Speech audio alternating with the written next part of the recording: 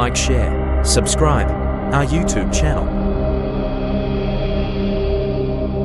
My name is John, also known as Holy Cabana, but a lot of you may remember me as Boom Gang. They ain't doing it like me. I gained worldwide fame at 20 years old, but I had so much trauma and brokenness on the inside that the world didn't know about. The outward is just a reflection on what's inside.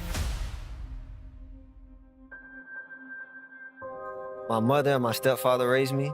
My stepfather passed when I was 14, but my stepfather was the only father figure that I was familiar with. After he passed away, it was just my mother.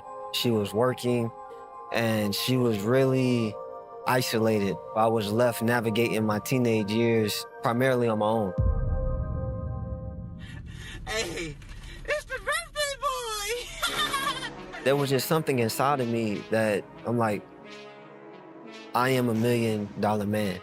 I was inspired from a social media content creator. I seen him reckless on the internet, Boom Gang still making that money, you know what I'm saying? flashing a lot of money.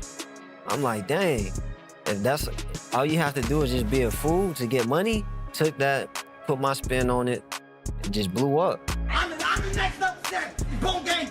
Boom is a name that my mother gave me. Boom Gang, whole lot of gang. Boom Gang, got the biggies on us. Boom means a blunt laced with cocaine. Boom Gang, a whole lot of I just wanted fame, and more than fame, I wanted to be rich. The quickest way that I could reach the millions was through the entertainment that I decided to do. At 20 years old, I gained notoriety for one thing. So I thought I had to continue that one thing to maintain my fame. At 20, I was dealing with a lot of brokenness from my childhood because I was dealing with hurt from my father not being in my life. I was raised in a household with 5 other siblings who had their father. So as a kid, I'm looking at 5 other brothers and sisters of mine who have their father, and I'm like, where's my dad? You could see this young man screaming, fighting. Anybody with sense, you could just know it's something going on in the inside of that person. That's what it was. I was just dealing with a lot of hurt, trauma, pain, and brokenness.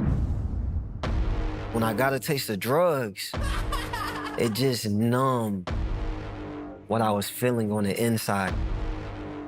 So I continued seeking that feeling because I didn't want to feel the pain and hurt and trauma that I was feeling. And I didn't know how else to deal with it.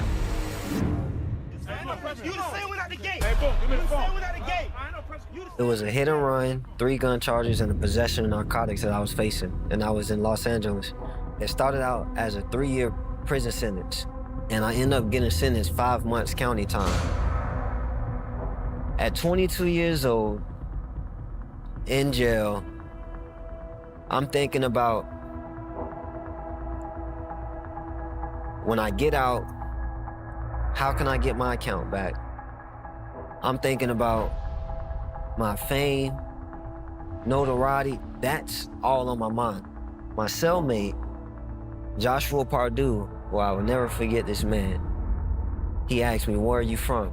That term is used in LA as, what gang do you rep? What gang are you in? I said, I'm from Jacksonville, I'm from Florida. Then his next question was, do you believe in Jesus? And I've had the gospel tried to be preached to me before, but I was never receptive to. So I said, yes, sir, I do believe in Jesus. May you tell me more about him? And I just remember this man teaching me the Bible, and more than teaching me, showing me the love of God. And my heart began to transform because I've done so much wrong in my life. I've caused so much hurt and pain to people. And hearing the gospel, how Jesus Christ came down to this world to die for people like me, I'm looking at my life through the lenses of the love of God. I don't deserve forgiveness, but Jesus died so that I could have it. He's willing to give it to me if I believe in him and I asked for it. And I began to worship and sing. And I laid down on my bunk and I just felt sad and I started crying. And immediately the presence of God came over me and stripped my sadness away and filled me with joy. I jump off my bunk. I woke my cellmate up. I say, Josh, wake up. Man, I was singing to Jesus. I was worshiping. I started crying. Josh, look at the tears on my face. I'm trying to prove to him my experience. But something came over me and took away my sadness. Something came over me and filled me with joy. He looked me in my face and he said, you just had an encounter with the Holy Spirit. When I got out of jail, I was still focused on life. But one man plants, another man waters, and God gives the increase. So my water was a good friend of mine having a near-death experience, being pronounced dead and coming back to life, looking me in my face and like, John, Jesus is real. I was on the verge of death so many times. And even then, God had a plan for me. And seeing my friend who was once healthy, small, and like, John, Jesus is real, I took it upon myself to make the decision to live my life fully for God.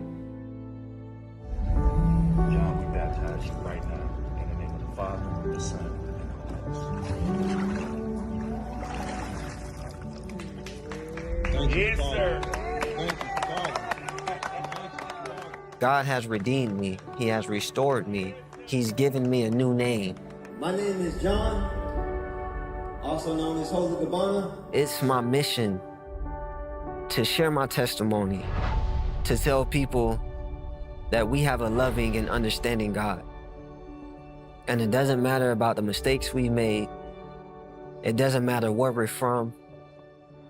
It doesn't matter about our race, our background. God loves us. He has a plan for us. And his plan is greater than the plans we have for ourselves. Because at 20 years old, I said, I'm $1 million man.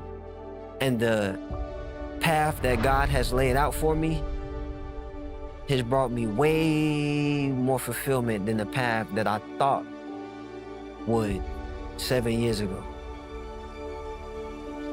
Now, today, I'm a Christian because I've experienced the love of God.